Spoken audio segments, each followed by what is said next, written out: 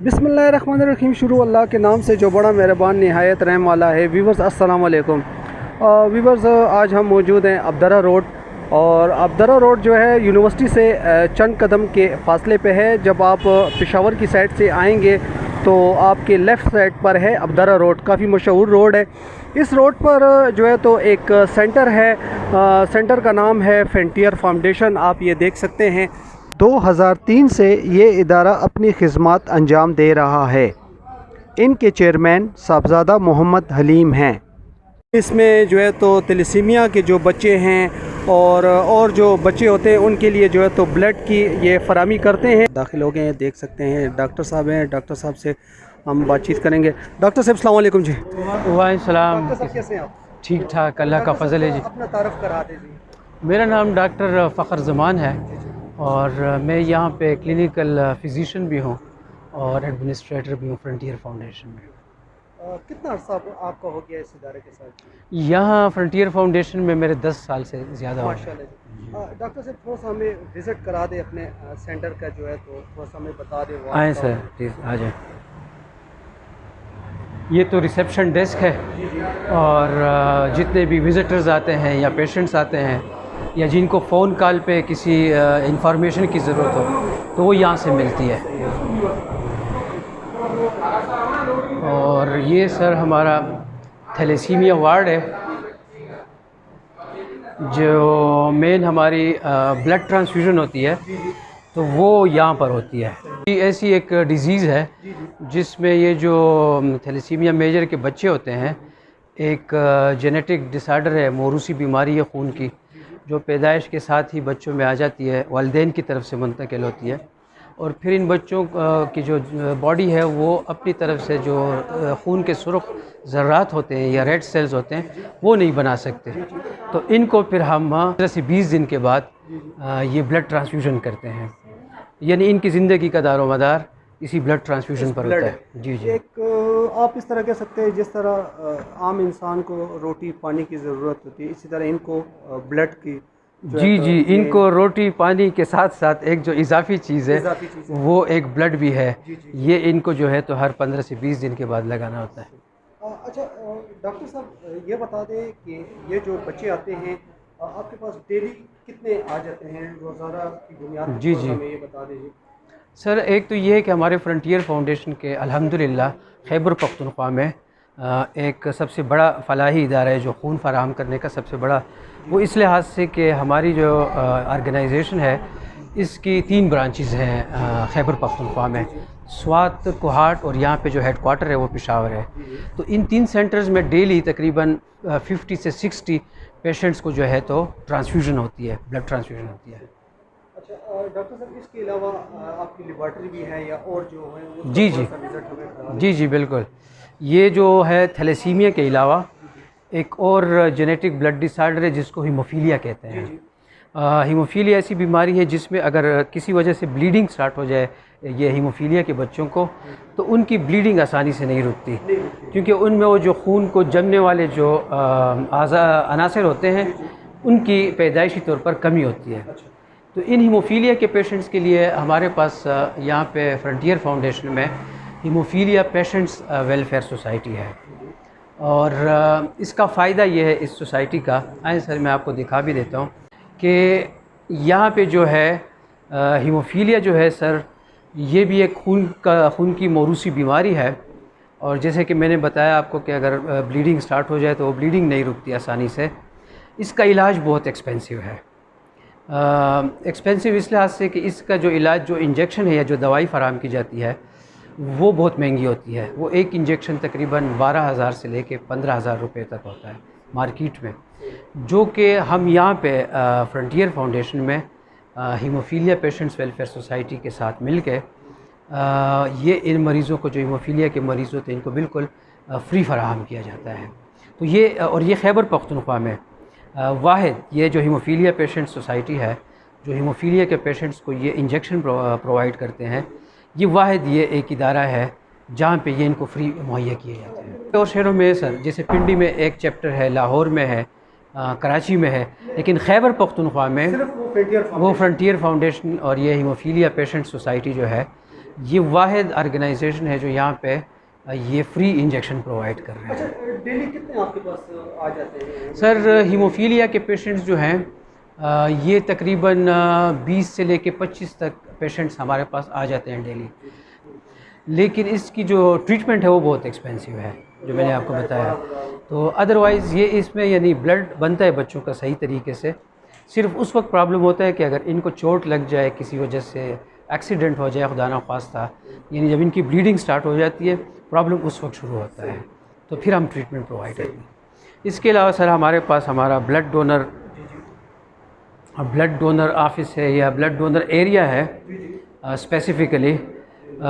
जो एक तो हमारे कैंप्स होते हैं फील्ड में, हमारे कॉलेजेस में, यूनिवर्सिटीज़ में, उसमें कैंप होते हैं हमारी टीम्स जाती है वहाँ पे, जो वॉलंटियर डोनर्स हैं उनसे ब्लड कलेक्शन करती हैं ये इन पेशेंट्स के लिए। इसके अलावा जो वॉलंटियर्स यहाँ पे आते हैं फ्रंटियर फाउंडेशन में ब्लड डोनेट करते, तो उसके लिए हमारा ये ब्लड डोनर एरिया है।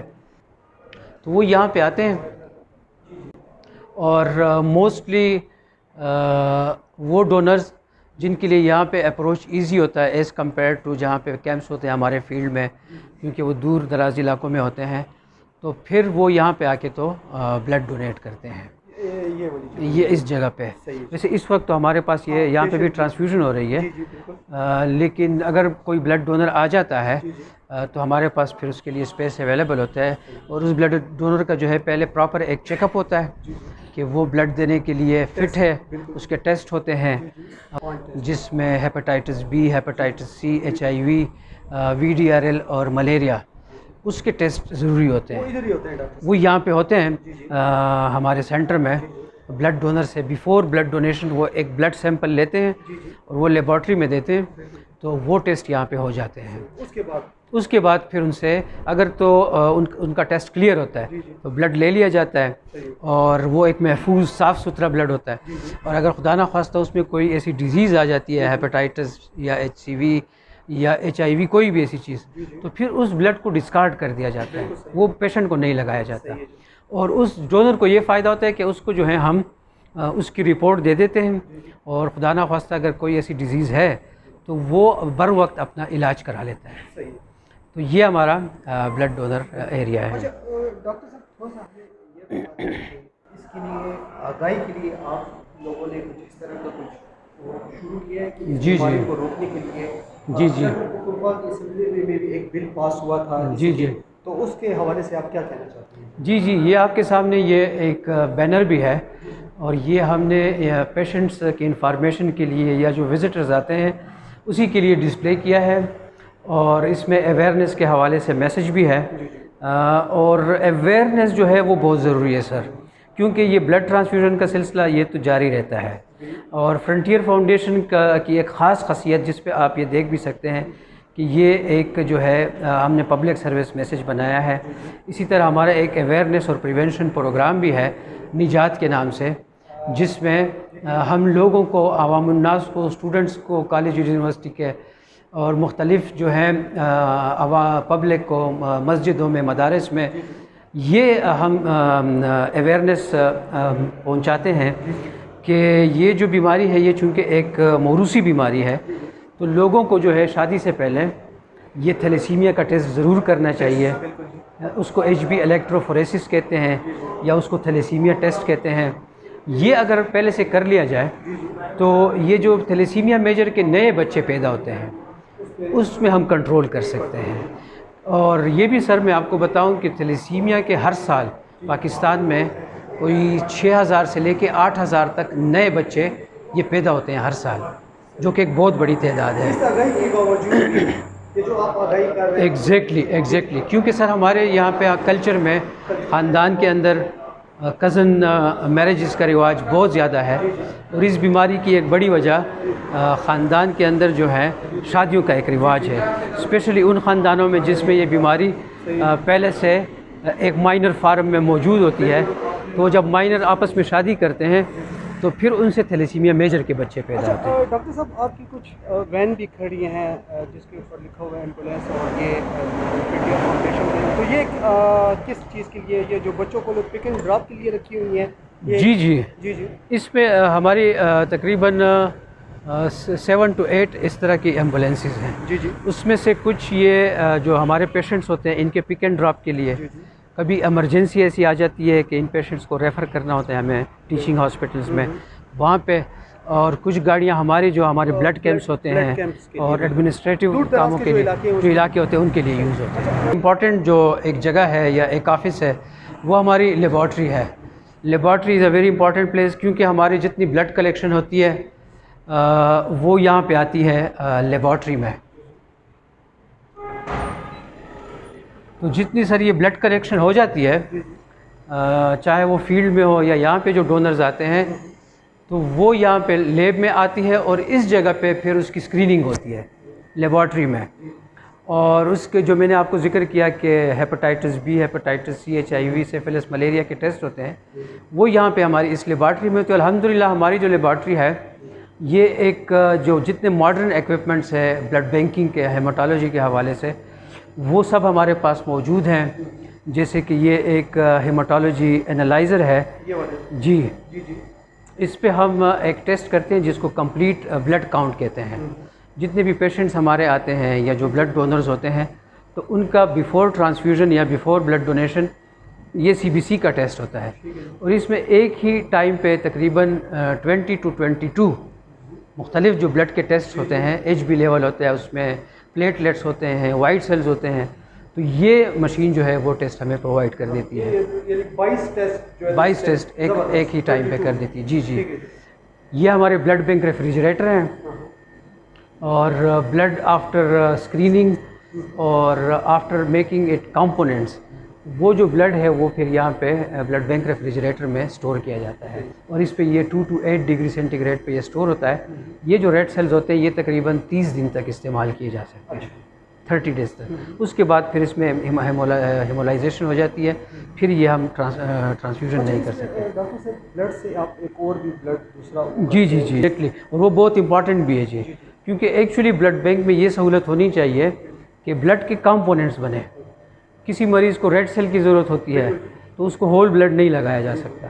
किसी को सिर्फ प्लाज्मा की ज़रूरत होती है या वाइट सेल की ज़रूरत होती है तो उसको सिर्फ वही लगाने चाहिए, उसको पूरा ब्लड नहीं लगाना चाहिए। तो आपके पास मौजूद है डॉक्टर साहब? जी जी, एक तो मैं सर आपको ये इक्विपमेंट बता देता हूँ। ये वो इक्विपमेंट है, इसको क्रायोफ्यूज भी कहते हैं या प्लाज्मा सेपरेटर कहते हैं या कंपोनेंट सेपरेटर कहते हैं। बहुत महंगी इक्विपमेंट है और इसके थ्रू जो ब्लड जो हमारे पास आता है आफ्टर स्क्रीनिंग, इसके थ्रू हम वो कंपोनेंट्स बनाते हैं। तो इसमें एट ए टाइम हम 4 ब्लड बैग्स इस पे लगा सकते हैं। ठीक है सर। और वो फिर जो आपने जिस तरह जिक्र किया उसको 3 कंपोनेंट्स में सेपरेट किया जाता है। उसमें से जो रेड सेल्स होते हैं वो अलग हो जाते हैं, ठीक है जो वाइट सेल्स होते हैं या जिसको FFP कहा जाता है टेक्निकली, वो अलग हो जाते हैं। और एक तीसरा जो कंपोनेंट होता है उसको प्लेटलेट्स कहते हैं। कौन सी वाला सर? प्लेटलेट्स, जी जी प्लेटलेट्स अलग हो जाते हैं, ये 3 बनते हैं। सही। तो ये वो इक्विपमेंट है, ये इस मशीन में से वो 3 कंपोनेंट्स अलग किए जाते हैं। और जैसे कि मैंने बताया कि हर एक जो पेशेंट होता है उसकी अपनी एक रिक्वायरमेंट होती है। किसी को होल ब्लड, बहुत कम ऐसे पेशेंट होते हैं जिनको होल ब्लड की ज़रूरत होती है, अदरवाइज़ ये कंपोनेंट चाहिए होते हैं। तो ये कंपोनेंट्स बनाने के बाद सर ये रेड सेल्स तो ये ब्लड बैंक रेफ्रिजरेटर में आ जाते हैं। और वो जो FFP होता है या वाइट सेल जिसको हम कहते हैं, वो ये प्लाज्मा फ्रीज़र में होते हैं। ये अभी आपको दिखाएंगे हम। तो ये जो सेकंड कंपोनेंट है इसको फ्रेश फ्रोज़न प्लाज्मा या उर्फ़ आम में आम लोग इसको वाइट सेल कहते हैं। और ये हीमोफीलिया के इलाज में भी यूज़ होता है, जो जिनकी ब्लीडिंग नहीं रुकती, और जो मैंने आपको वहाँ पे बताया भी। और इसके अलावा भी कभी कभी बाकी बीमारियों में, जैसे डेंगू में ऐसा स्टेज आता है कि उसमें ब्लीडिंग स्टार्ट हो जाती है, डेंगू फीवर में।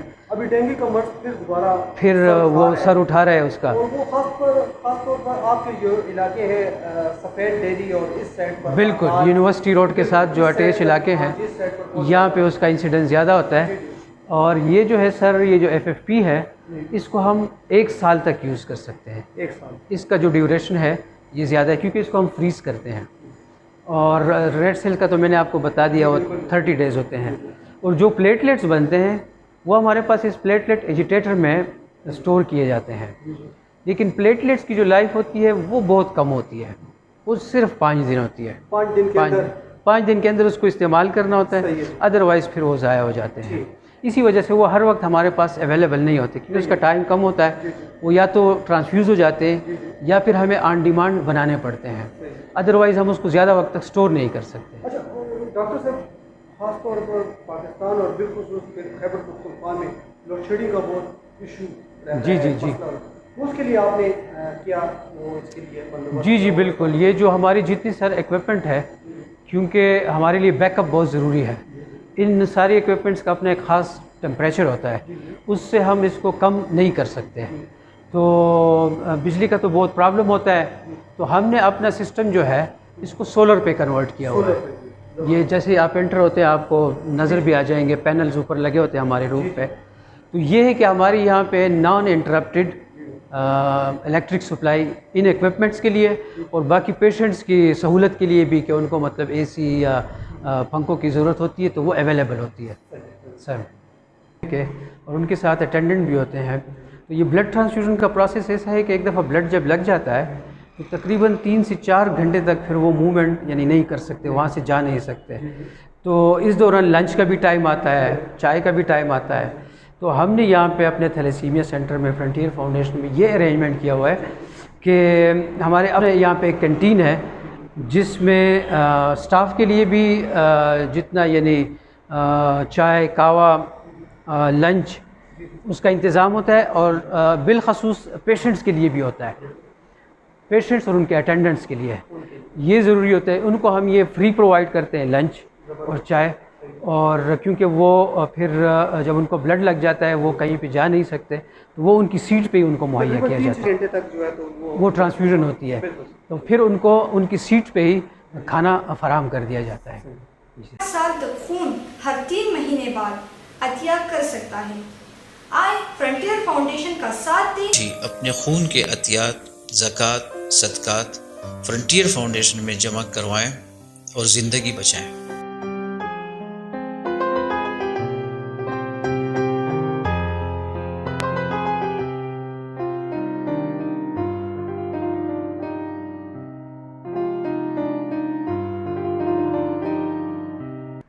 व्यूवर्स, उम्मीद है ये आज की वीडियो आपको पसंद आई होगी। आज हम अपने व्यूवर्स को फ्रंटियर फाउंडेशन लाए थे उनका एक विज़िट कराने के लिए, और डॉक्टर साहब ने हमें जो है तो काफ़ी तफसील से बताया है इस सेंटर के बारे में। तो व्यूवर्स, उम्मीद है ये आज की वीडियो आपको पसंद आई होगी। हमारे चैनल को लाइक करें, सब्सक्राइब करें। शुक्रिया जी, अस्सलाम वालेकुम।